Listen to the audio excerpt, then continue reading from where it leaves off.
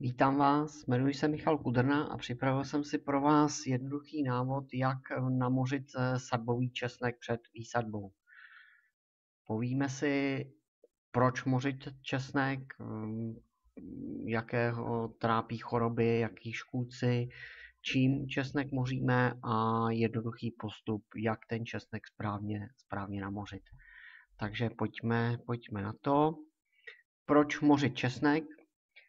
Moříme česnek jako ochranu proti škůdcům a proti houbovým chorobám.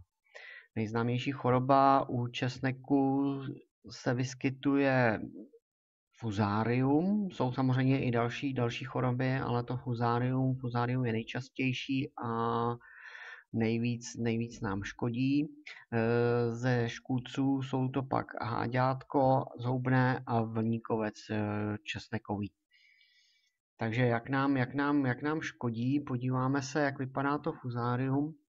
U toho fuzária dochází ke žloutnutí listu, hnědnutí, uvadnutí rostliny, dochází i k poškození ty palice, kde máme ty stroužky, ke poškození i kořenů před vývinou ty palice.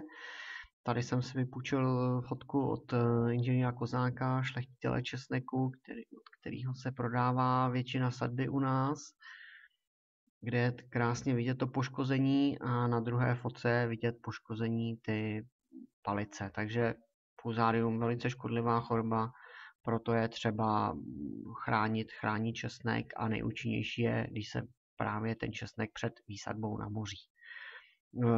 Škůdci způsobují podobné ztráty, podobné poškození, dostanou se do rostliny, rostlina vadne, listy se krabatí, kroutí, špatný vývin, v podstatě snížení výnosů a kvality ty rostliny.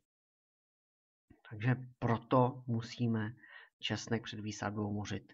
Čím česnek moříme?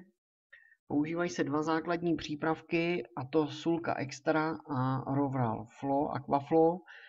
Sulka Extra, dá se říct, v podstatě to ani není přípravek, je to kapalné hnojivo, které obsahuje základní prvky dusík a draslík v poměru 3% dusíku a 14% drasla, ale obsahuje navíc 19% síry a právě ta síra nám pomáhá proti těm škůdcům. Sulka se používá na moření právě proti háďátku a proti tomu vlníkovci, takže ta síra pomáhá proti škůdcům. Sulku můžeme použít, jak už jsem říkal, je to kapalné hnojivo, takže jako výživu na list a samozřejmě i pro moření jiných cibulovin, nejenom česneku, ale i pro moření cibule nebo okrasných cibulovin před jejich výsadbou. Je dobrá také na kadeřovou broskoní. Jarní postřik kadeřovostí broskoní může se sulka použít.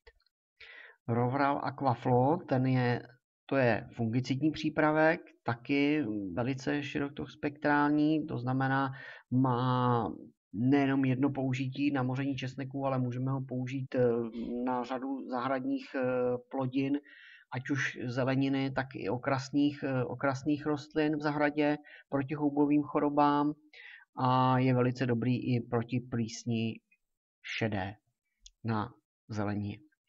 Můžeme Rovral použít díky jeho účinné látce i do trávníku proti houbovým chorobám v trávníku.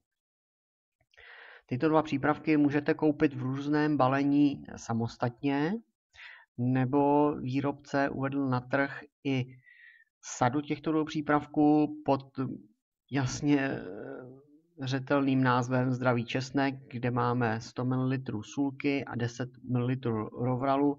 Toto jedno balení toho zdravého česneku můžeme použít na přípravu 2,5 litru roztoku při moření. Takže pojďme se podívat na konkrétní postup, jak děláme to moření. Očistíme si česnek, vyloupeme ty jednotlivé stroužky, je lepší mořit jednotlivé stroužky než celé palice. A jako první moříme sulkou, takže sulkou moříme, jak už jsme si říkali, proti těm škůdcům, háďátku a vlníkovci. uděláme si roztok 100 ml sůlky do 2,5 litru vody a necháme máčet po dobu 6 až 12 hodin. Poté necháme zaschnout, vyjmeme, necháme zaschnout a po zaschnutí uděláme druhou část moření, a to přípravkem Rovaral Aqua Flow. Zde uděláme roztok 10 ml přípravku do 2,5 litru vody a doba je krátká, pouze 20 minut. Necháme oschnout po moření a ihned následuje výsadba.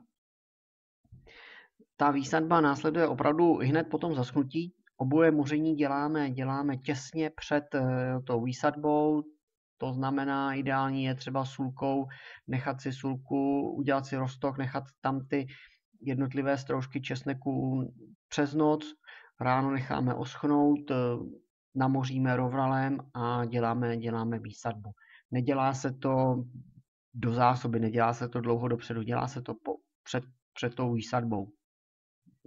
Takže jak vidíte, to moření je velice jednoduché a určitě ho doporučuji před výsadbou česneku udělat, protože nám pomůže ochránit ten česnek před škůdci a před různými chorobami a díky tomu česnek dobře prospívá a je kvalitní a rostliny jsou vitální a samozřejmě nám to zlepšuje výnos.